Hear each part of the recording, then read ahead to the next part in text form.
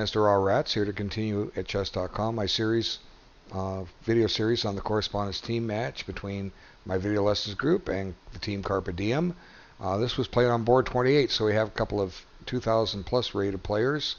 Let's have a look at these games. Our man is Mukivonmoria. Okay. So we end up with the Gioco Piano Italian game. And we have a Molar attack, and knight c3 is the main line of the Molar attack. White adopts the slower bishop d2. This should lead to an even game. d5 is the key move here to stop those white pawns before they advance.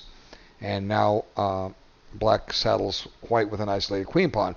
But theory says the game is still even. And they've been playing this variation for over 100 years. I remember making another video about this opening. I ran into trouble once 40 years ago. I don't think you castle first because now you can't play queen b3 because queen b3 runs into knight a5. But he doesn't have to play queen b3 in this. You don't have to play queen b3 in this position.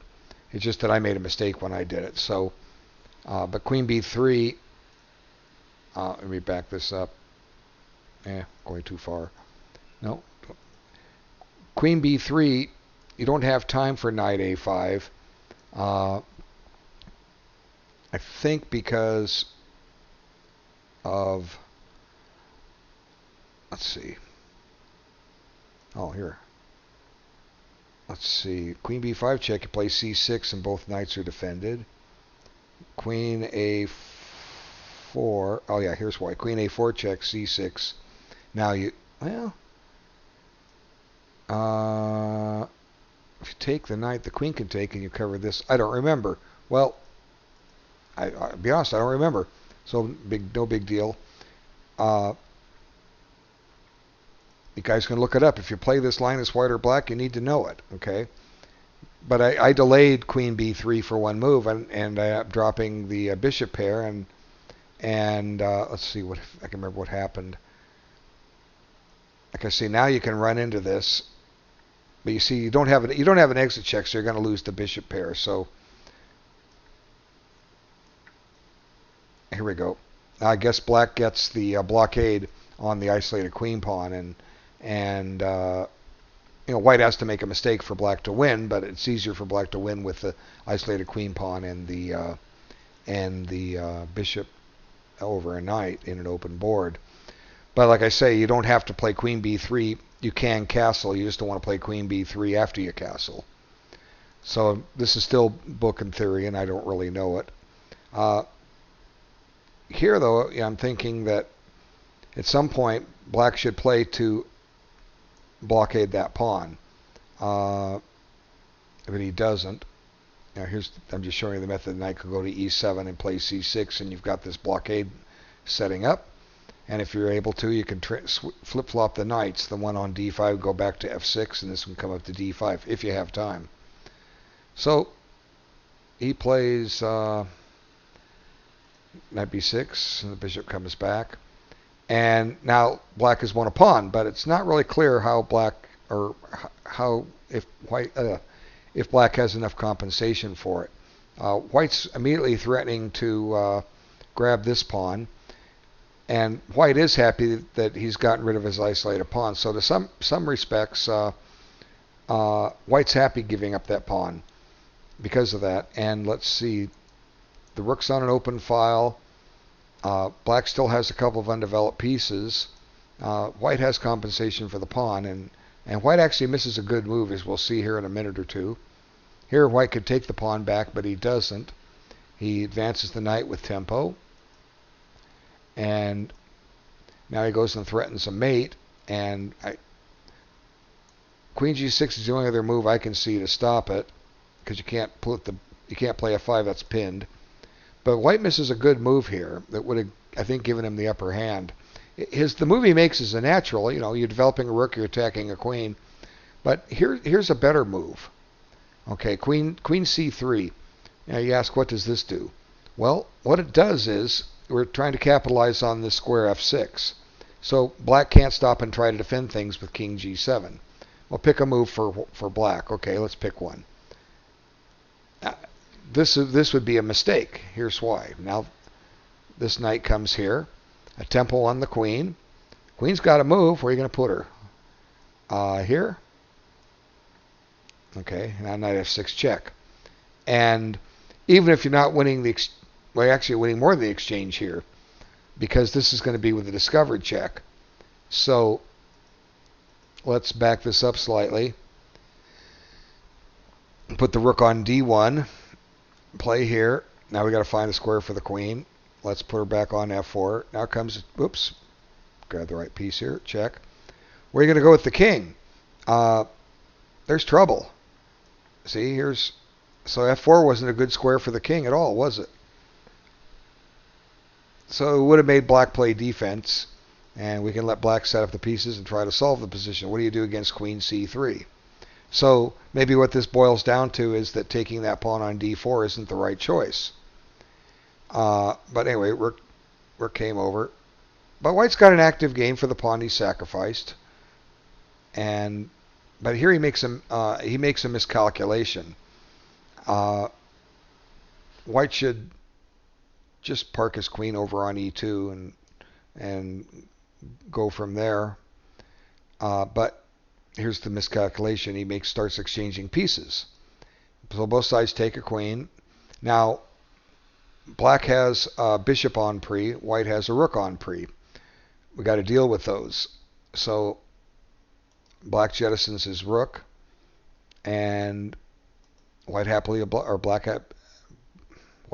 rook. Black happily obliges.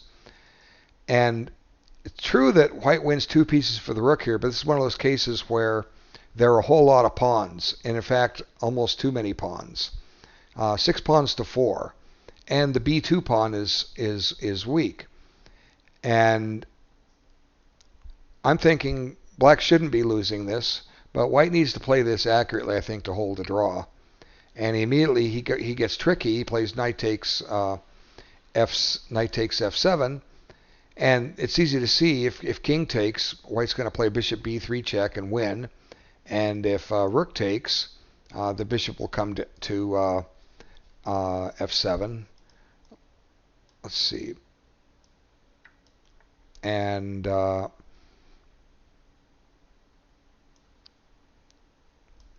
I'm thinking that white's going to come out of this okay. See, he takes this pawn, and black will break the pin and just go ahead and trade. And yeah, white can probably play this for a win, simply because the black queenside pawns are doubled. So there's a good chance white wins this, but white doesn't have to fall into it. Black doesn't have to fall into this trick. He finds a good move. Let's back it up. After knight takes f7, look at it. It's doing it all on its own, going forward and backward. Black grabs this pawn on b2, tempoing the bishop, and the bishop flees, and now he can take it with the king, and black has just won the exchange, and he's got extra pawns, and the rest is relatively easy, although it takes black a while to get his pawns mobilized on the queen side, but basically it's just a clear advantage. He brings his king in to help. It's just winning for black. I would play b5 and have it done with, get that pawn rolling, but it doesn't really matter. It's just a matter of time before black wins, and here black just elects to get the rooks off the board, although maybe can he take with the bishop since he's being so kind? No, he's going to play rook e5 and force at some point force the rooks off. So black just simplifies into a winnable ending, and because of his active king and the passed pawn, there's really nothing white can do about it, and that pawn is just going to march right up the board, and white's going to lose. And here he just sacrifices and has it done with. Make sure that pawn doesn't become a problem, and white resigns. Okay, let's flip the board, reset, load up the other game. It's always fun to see what move number it will put it on. It's supposed to put it on move 1. Sometimes it picks move 10. Oh no, look at that. Move 9. Huh. Missed it by 1. Okay, what happens here? Why does white win? Why does black lose? Okay, we're following the Sicilian Najdorf variation, one of the off lines, bishop e3. Main line is bishop g5, but there's no rule in chess says you have to play that, right? Okay. Now it's similar to a Yugoslav dragon. It may very well be that. If black plays a6, doesn't always play that in the dragon. Okay. Now black shuts off the diagonal of his bishop. That probably wasn't the wisest choice, because now white just collects a pawn. So this, one of the reasons you don't want to advance this pawn. It's rare that white wins a pawn on d6, but here it happened. And one of the reasons white rarely wins a pawn against this d6 pawn is this bishop is most often perched on e7, where everything is safe. But white just picked up a pawn, and black doesn't really have anything to show for it. Both sides have a rook and bishop to get in the game. White solves his bishop problem, as does black, but black's giving up another pawn. And I don't think he can afford to do this. You just can't give up 2 pawns when you don't have enough development. And the white attack still hasn't come yet, h5. But white decides to, let's go after pawns. They're weak. I always like the approach. If they're weak, just win them later. Work on something else. But his strategy is going to pay off. And continues pressure on c6. And as long as white has b2 covered, he's going to be okay. And now suddenly white's 3 full pawns ahead and threatening to take one on a6. So black does what he can to stir up anything. White just offers, hey, you want to trade queens and lose quickly? Well, black says, okay. So now essentially the game is hopeless. White's clearly winning. And white didn't even have to do his attack. And now white can weaken his king position because black doesn't have enough artillery. This bishop is not helping. That e5 move killed it. So it's just a matter of time and that white breaks black down by attrition, attacks a knight. Let's trade, forking a knight and a rook. Now, he could take with the pawn and have a very monster pass pawn, but I don't know, he decided to take with the rook. But it doesn't matter. White's clearly winning. Black had to play king g8. White was threatening to win. Well, he's not really threatening it. Okay. The point is a theme. If rook takes, and then you must interpose the bishop and lose it, right? Well, the thing is, if on rook check, you don't trade rooks, you just block it. Okay? But trust me, white's doing fine. Okay? He's still up 3 pawns and pieces are coming off the board. But here comes the rooks anyway. And time down defending the bishop. And really the game is, it's resignable at any point right now. Now white's got 2 connected pass pawns. He happily trades off bishops. And now covers f3, so black has no counterplay. And now it's time to get the pawns rolling, and here they go. The black king is cut off from the queen side. There's nothing black can do here. Absolutely nothing. And those pawns are just getting stronger and stronger. And now the king comes in to help him. And to add insult to injury, another pass pawn. And at this point, black decided that's enough. The attempt, if there's basically no defense to this and this, b6 and b7. If you bring the rook down, make a queen, the trick to win the queen by a hurdle is blocked. And white's built his bridge, and black can expect to be checkmated shortly.